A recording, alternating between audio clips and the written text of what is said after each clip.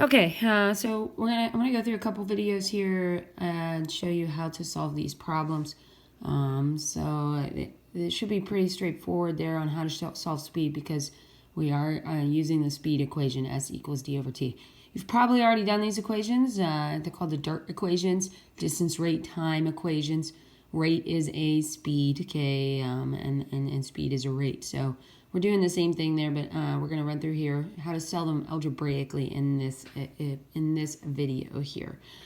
So the first problem here, and we're going to go through the same steps that we did before, okay, that are on the slides. But first problem reads, if the average speed of a car is 110 kilometers per hour. So that's pretty important here, okay, so we want to underline that. How long, okay, so that is our question, how long will it take the car to travel 715 kilometers, okay? So there is our other one, all right?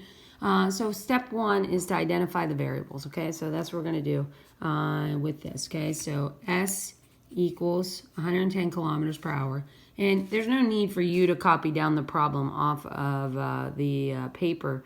You can, if you want to do this by hand, you can just write down your variables on there, or you can just type them on the computer there too. So S is 110 kilometers per hour, and that's what it just says. The speed of a car is 110 kilometers per hour. How long will it take the car to travel 715 kilometers? So how long is asking you for a time, okay? And long time, so we don't know what that is. So we're going to put question mark, and then 715 kilometers. Well, 715 kilometers is going to be our D. 715 kms, and we know that's a distance because of the unit, okay? So that's step one, identifying our unknowns, okay? Step two here would be to identify the equation that we're going to use. So like I said before, we're going to solve this one algebraically, so we're going to straight up leave the equation alone, and it's going to be S equals D over T. So now what we're going to do, step three, is to plug in our numbers. We know S, so we're going to say 110 kms per hour equals D, which is 715 kms, divided by T, which we don't know. So T is going to be our unknown.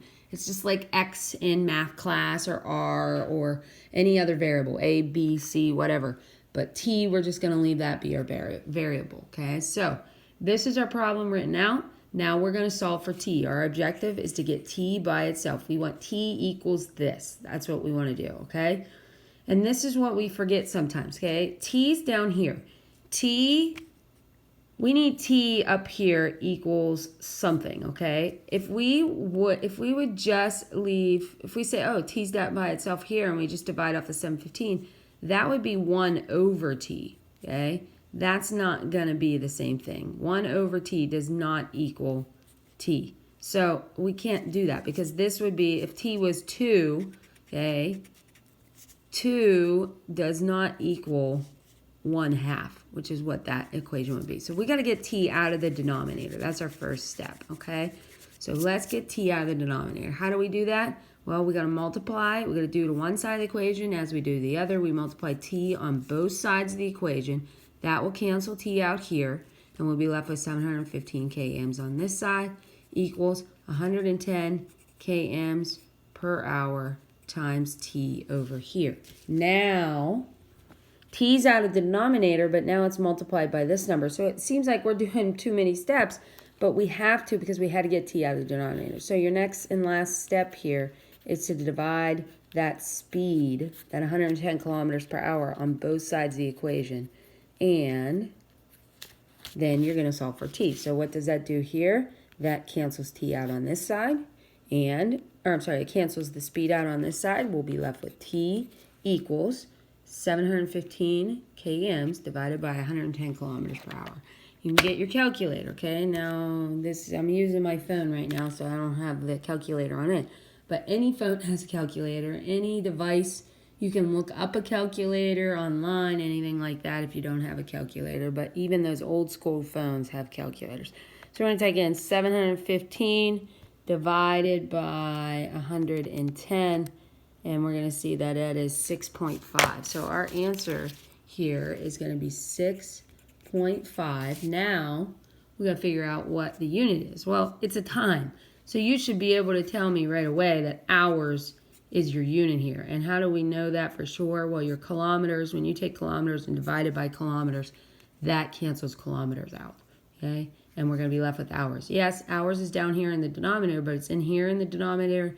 It's also in here in the denominator, so it actually swings up to the top there, okay? So that's solving this problem algebraically, okay? This is solving for time algebraically. In the next video, we'll be showing you how to solve it by using that triangle and manipulating the equation to start with.